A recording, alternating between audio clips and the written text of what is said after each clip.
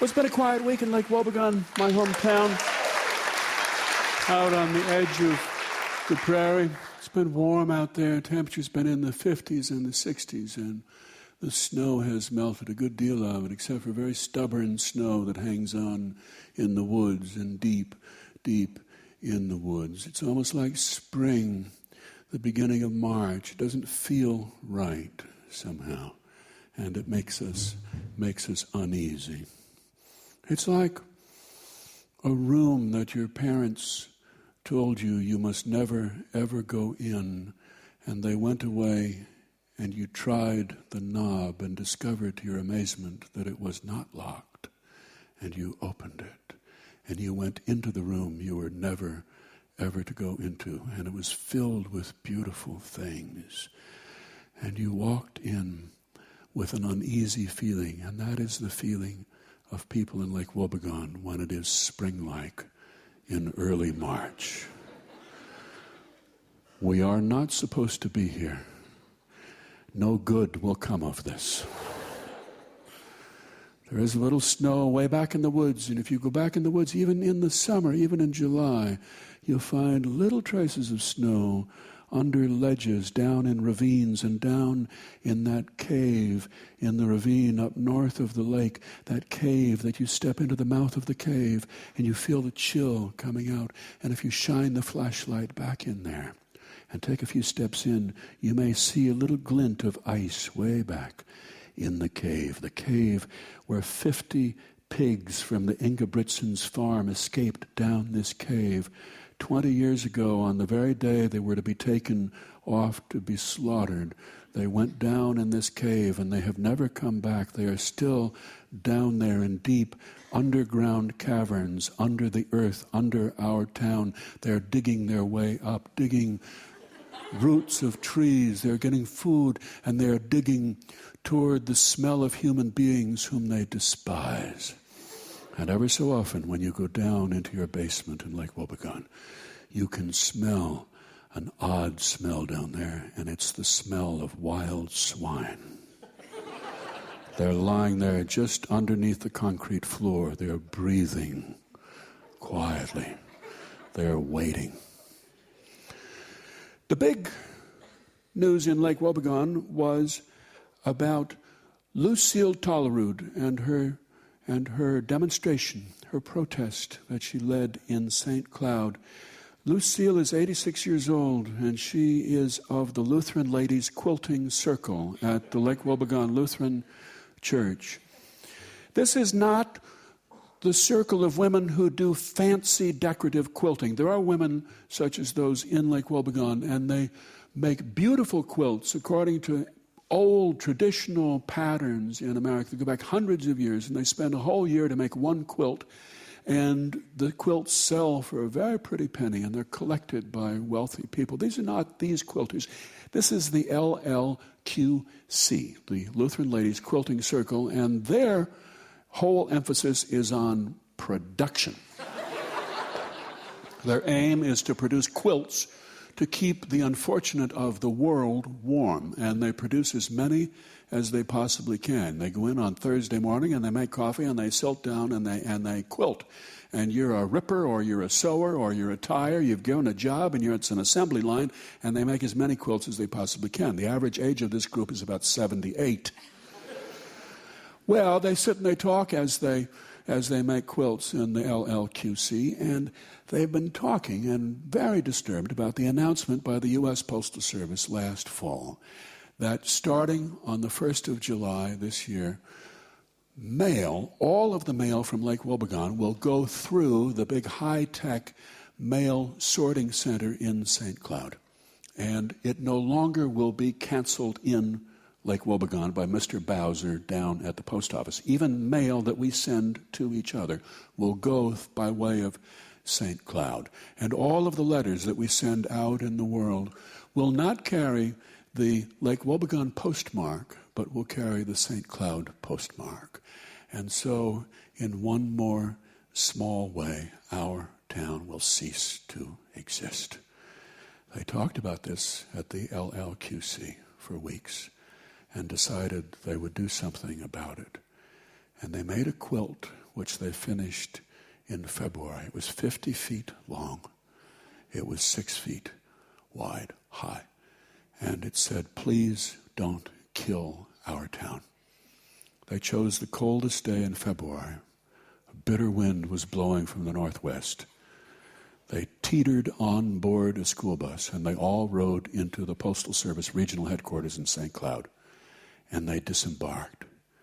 The TV cameras were there. Ancient people with walkers, canes, people in wheelchairs. A vicious wind blowing, snow blowing in their faces. And Lucille Tollerud out in front of all of them, the spokesperson. Tears in her eyes watering in the cold, ancient woman. Wild white hair blowing in a cold wind. She said that she cared about this little town, and they would come every day until the Postal Service changed its mind. After the 6 o'clock news that night, the Postal Service ran up the white flag. And they decided that we would have a postmark in Lake Wobegon for the foreseeable future. Brave woman, 86. And they said, "You know, it's the Irish in her." It's the Irish in her. Irish is our synonym for spirit, for spunk, for the refusal to buckle under to unreasonable authority, to fight against long odds, fight against power, to do the brave thing. It's the Irish in them. Even when this person was never known to have any Irish in them whatsoever. That's what Irishness means in the American Midwest. They said about Ronnie Detmer that night a year ago, March, or was it 2 years ago? I forget.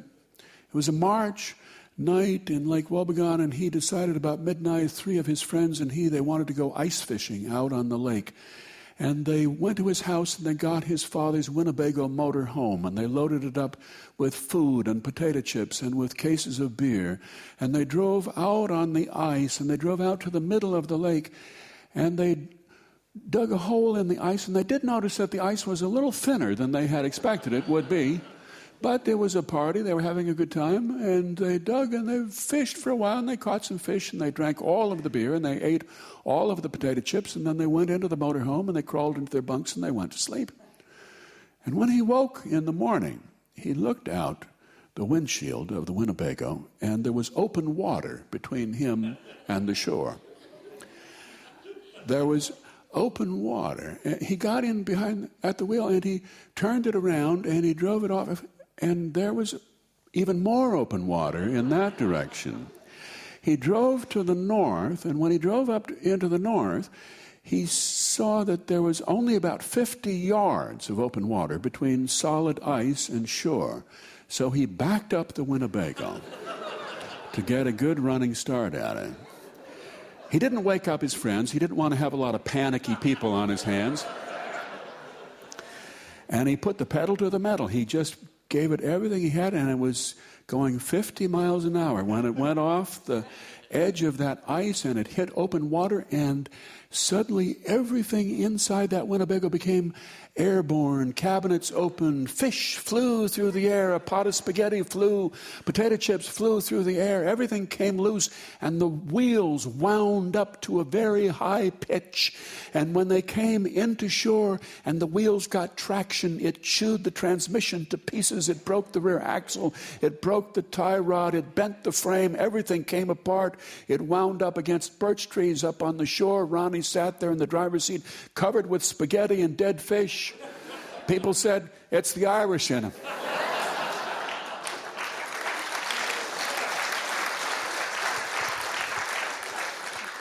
But now his mother was Irish. She was a Doyle, and her brother, Ronnie's uncle, Arnold Doyle, is really the main keeper of St. Patrick's Day in Lake Wobegon. He's celebrated it every year at the Moonlight Bay Supper Club and Resort. And he's always had a great thing about Ireland, the land of his ancestors. He's always talked so beautifully about Ireland and the beauty of the country and the nobility of the people and the greatness of its literature and its music. And he collects Irish music. He collects all things Irish, tea towels and everything Irish in his home.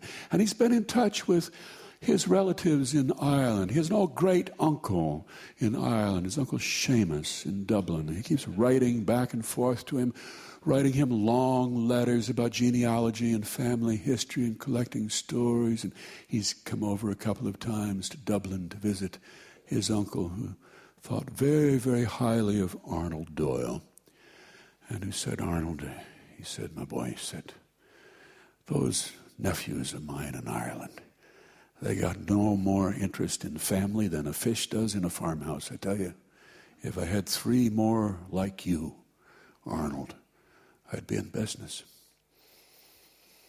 Well, he always sort of knew that Uncle Seamus in Ireland was fairly well off, but did not know exactly how well off. Until last fall, he got a call from Mr. Geoghegan in Dublin, who was his uncle's lawyer, and told him that Uncle Seamus had died suddenly at the age of 85, and that he, Arnold, was one of the heirs to the estate, and that he, Mr. Geoghegan, would be very pleased and proud to take care of things in the meantime for him, but Arnold would need to come over eventually and sign the paperwork, and Mr. Geoghegan hoped that it would be soon. Well, Arnold thought about this through the fall. He couldn't imagine that Uncle Seamus would have left him the family farm. He didn't think there would have been a great deal of money there. He did think that there had been a lot of old silver. Maybe he might have gotten some of that, and some beautiful oil portraits. He might have gotten some of that. He wasn't sure. And finally, in February, he and his wife Betty flew to Dublin. Arnold came first, and Betty was to come a week later. He was so excited on the plane trip over, he could not sleep a wink. He went up O'Connell Street and up to Mr. Geoghegan's office. Mr. Geoghegan shook his hand. He said, congratulations. He signed all of the papers. And Mr. Geoghegan said, you are now the owner of Doyle's. And he gave him a slip of paper with an address on it. He took a cab. The cab went up O'Connell Street, and it went up Mountjoy Street, and it turned up past St. Joseph's Church and went up to Berkeley. And he got out and he walked to the corner where he could see the sign, Doyle's. It was a neighborhood of 2-story brick buildings, some with stucco facades, some with ceramic tile, shops on the ground floor and apartments over them. There was a newsagent, there was a flower shop, there was a butcher, there was a bakery. And there at the, close to the corner, was Doyle's. It was a lunchroom. It had a counter in the front with about 4 stools, and there were 4 tables inside. He walked in, old wallpaper, tin ceiling, 4 old ladies sitting at one table in the corner, eating chicken salad and sandwiches and tea and scones. 4 old ladies. The toilet was right there in that corner.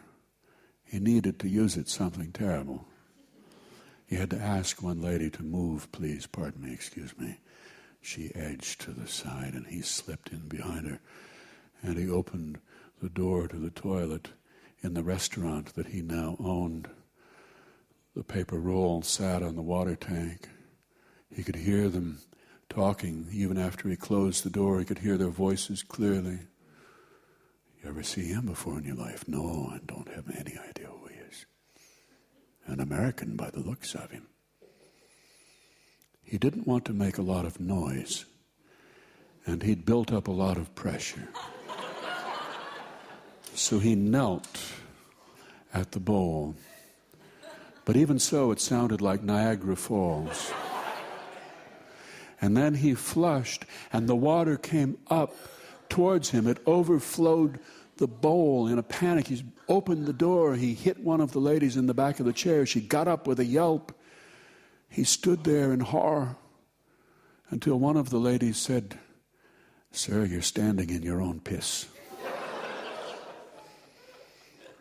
They were two of his employees, these old ladies at the table.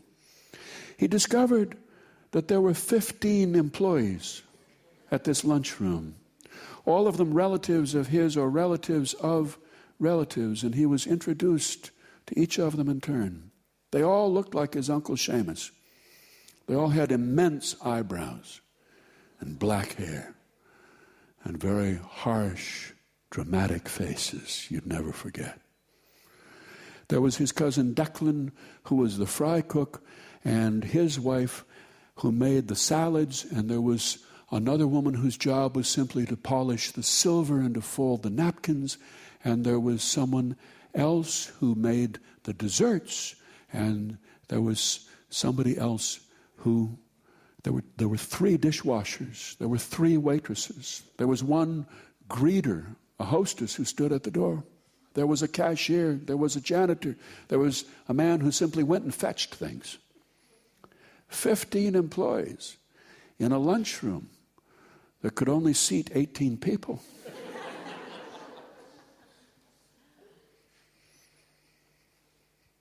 He went downstairs. The employees' lounge was downstairs. There were 6 of them sitting down in the employees' lounge. They were playing checkers. They were playing cards. When they saw him come down, the owner, they pretended to be busy tidying up things or examining the walls or the ceiling as if they were contemplating some major renovation. Everybody seemed to be just waiting for something to happen. His cousin Declan took him upstairs to look at the apartment. Declan said, "We've cleaned it up for you. It's all bright. We hope you enjoy it." Arnold realized he was supposed to live up here. It was sunny, but the curtains were all brown.